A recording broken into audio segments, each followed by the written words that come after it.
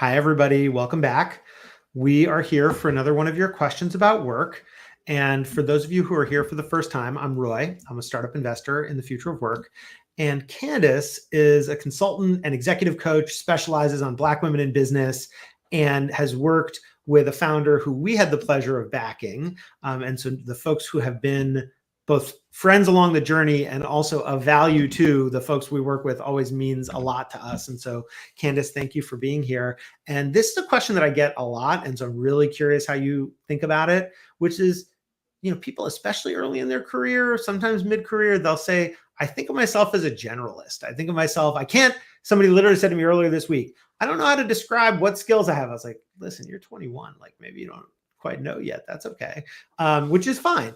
But in a world where there are clearly so many people who have their niche expertise, how does a person handle kind of creating their professional reputation when they're a generalist? And we just love any insights. Absolutely. Yeah, I mean, I think that, we're in a space, like you said, where so many people, they do seem to have these specialties, right? But I was always a person who liked to dabble in a few different things. And so what I found was really helpful, even though I couldn't necessarily say, this is the one skill set that I go very deeply on, there were still common threads. So for me, that was the type of problem I like to solve. Mm. I was really drawn to problems where there was a massive amount of change that was happening, right? And there needed to be some clarity on what do we do about it and how in the world do we get there, right? So instead of saying, I am a person who specifically focuses on strategic planning, no, that's one of many things I do. I said, I like to work with organizations that are experiencing these key moments of change. They're at these key inflection points where they need direction and they need to have that operational roadmap to actually implement that change. And so I'm curious, I have so many questions about this, but one of them is, all right, so usually I think the situation people imagine themselves using that kind of answer in is a job interview. I'm being asked a question about like, what are you good at? But by that point, I think a lot of the die is already cast because who you're talking to, which company, which person, what role, how they see you on paper, a bunch of things on LinkedIn. You've got your LinkedIn there. The die is already cast on a lot of things. And so let's say that a person has distilled what some of their through lines are.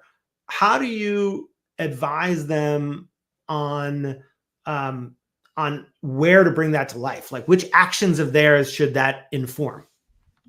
Yeah, I mean, well, I think once you're in the interview process, there's likely some due diligence that's been done, right? You understand where you're interviewing for and the types of problems or opportunities that they're facing.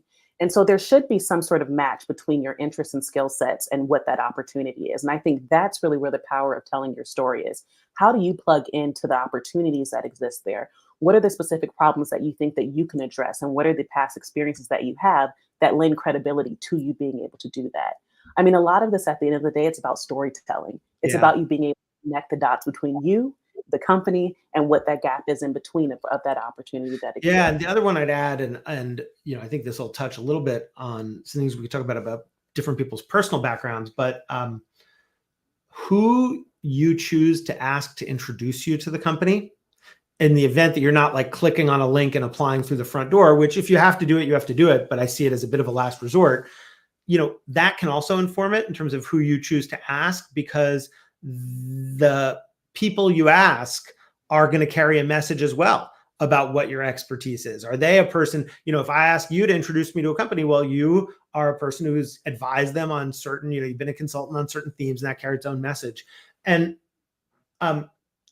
so here's the question that I'm not quite sure how to ask. So like, just tell me if it doesn't make sense, which is, you specialize in working with Black women. How does somebody's personal background in terms of life story, demographics, gender, race, all these forms of difference, how does that play in? Like, does the way somebody should answer this question of what kind of specialist am I vary, do you think, depending on, like, should I, as a middle-aged white man, be answering it differently than somebody else? How do you think about that? Yeah. Well, definitely with the women that I serve, I find that we need to provide as many concrete examples as possible Because of of discrimination, because of because of prejudice? Yeah. exactly, right? That, a white man is going to be seen for the opportunity and the potential. A Black woman, you have to have a demonstrated track record, right? And so I work with them to make sure that we're really able to distill what are the concrete examples of you demonstrating this expertise, right? Of you demonstrating this know-how so that you can bring it into your pitch, bring it into your story immediately, because that evidence is going to be that much more important. I also find one of the first things I do with most of them is tell me your origin story, right? Tell me Mhm. when you were Yeah, I got growing up, asked what were the this. different I was things that you interviewing for like a government volunteer job yesterday. I was like, damn, I haven't answered that in a while, but Yeah, okay, you know? yeah. But oftentimes there are common threads, right? And so if I were to look at my own story, right, I think a big reason why I'm drawn to change is that I experienced a lot of change as I was growing up. My mother was disabled. She had her first stroke when I was 8 years old. Sorry to hear. And so from that point, I had to always kind of respond to these new things that were happening to make sure that our household stayed afloat. And so once I was able to work on my own, huh, I was drawn to those types of scenarios. I was Felt drawn to familiar, things and where also that you were good at, exactly. I for was very good. tragic I always reasons or had sad, systems thinking. I didn't have the yeah. language for it yet, but what I was developing was systems thinking. And so then I was able to leverage that for organizations and community groups and all these different spaces where it was still we're in this critical moment of change. We need to understand what the path forward is, amongst all the different types of options that exist, and then having a clear plan for how are we going to implement that strategy. Yeah, I love that. One of the things that reminds me of, obviously, you had to, live through some difficult things in order to have those experiences. And I wish the world hadn't been like that for you. It also just reminds me of the fact that nobody is a generalist about their own life story. Everybody has, the second you're talking about your own life story, that you are the world expert in that. And whatever lessons you can draw from that, if you can make them of value for that professional situation, that's great. But I do think it's the kind of universal insight that we each have our own way. You're the child of immigrants. You grew up in a city. Whatever life experiences you had. All right, now let me turn around slightly differently, if I can ask. Does it differ in terms of how to tell the story to people of different backgrounds? Like, again, we wish the world weren't discriminatory in the way it is, but also it is the nature of human beings that they're going to try to understand the life stories of others. Do you think it's different, for example, trying to describe that expertise to somebody older versus younger, somebody who is Black versus white, a man versus a woman versus somebody non-binary? Like, how do you think about how you tell the story to different audiences? Yeah. Well, I think you should always tell your story from a place of authenticity, right? I would never You don't suggest to change it for miss the audience too much. exactly. Don't change it. Don't misrepresent the facts, right? Sure, of course, of But course. recognizing that the point of communication is to be understood. And so to be able to find those common threads even between you and that person, maybe there are certain elements of your story that are a bit more universal, or where you can reframe them in a way where they can really understand, they can access the point of what it is that you're trying to share. I think that's where understanding your audience is really important, right? And so there are some, audiences that I might be in front of. Maybe I wouldn't speak as much about growing up with a mother who was disabled, but I would speak a little bit more about, well, here's what I did when I was at Stanford and I learned how to manage huge change in complex organizations. That's the part that's really going to resonate with them, right? So understanding which parts of your story are going to resonate best for that audience and really making sure that you land it when you're there. Yeah, I mean, in a way, I think what we're doing in those conversations is and got to do it artfully, but we're guessing at points of commonality. Mhm. And, sometimes I think I could be a little artless about that. It's like, oh, you grew up in New York. I grew up in, it's like stupid stuff like that, because like a bajillion people grew up in New York. But when you find those moments, they can be really powerful. And I think that's especially true for people who have interests that are uncommon. Like, I'll give you an example. For years at work, I couldn't talk sports with people because I'm just not that interested in sports. And they would love talking sports about stuff. And, and that does matter professionally, like, to have points of commonality with people. And so I eventually had to find workplaces where people were interested in more of the things that I'm interested in. Now, at Bloomberg Beta, we have a culture where people, like, my business partner, James, like, we talk about books, like we're really into what we've just read. And, we have a culture that is about enthusiasm for what we do, which we can talk about, which isn't always the case, but there is this kind of guesswork. And I think it's also why one form of privilege is sharing common experiences with people. Like, you've gone to elite educational institutions, and as a result, you have a form of privilege that I share as well, which is a certain context of like, okay, what is it like to be on the campus of one of those institutions? What kinds of things tend to come up? What do people think about and worry about? Okay, last thing. Do you see people making errors consistently in how to present themselves and tell their story? I do. What are some of those? Because Using avoiding buzzwords mistakes, I and think, is one of the jargon. most powerful things we can do.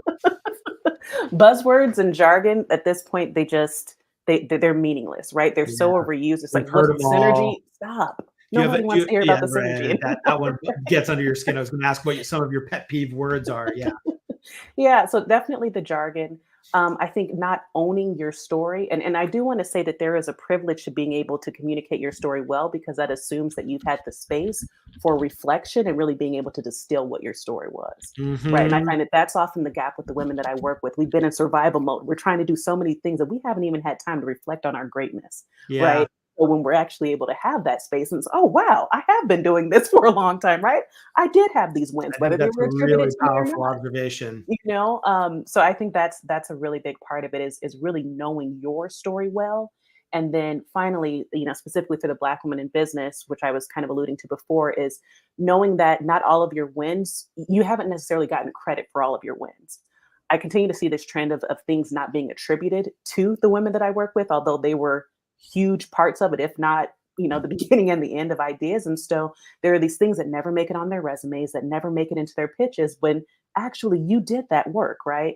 And so I do find that it's important to even look for things that might have felt like they were in gray areas or weren't formally attributed to you, and to see, did you actually have a hand in that, and claim it if you did. Yeah, there's a certain tradecraft to that too, of how much credit one can claim for a thing one did at work. And you see people overstating it all the time. Oftentimes, to be honest, I see young white men overstating it.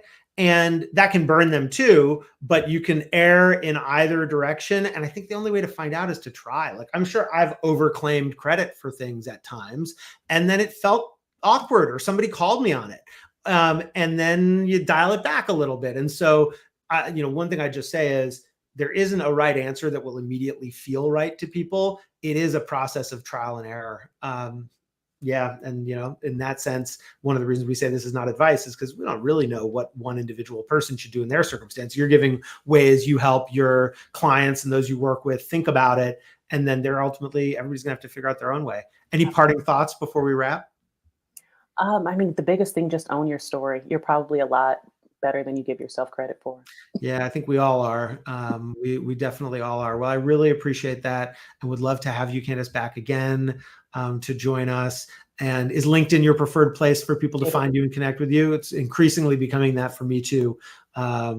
Despite being a modest shareholder in X through a company that we invested in that sold to X, I'm still trying to navigate my own personal relationship with it. So, all right, thank you very much. And for folks who are listening, we get these questions from you. And if you have guests you want us to interview or questions you want us to answer, please let us know, and to be continued.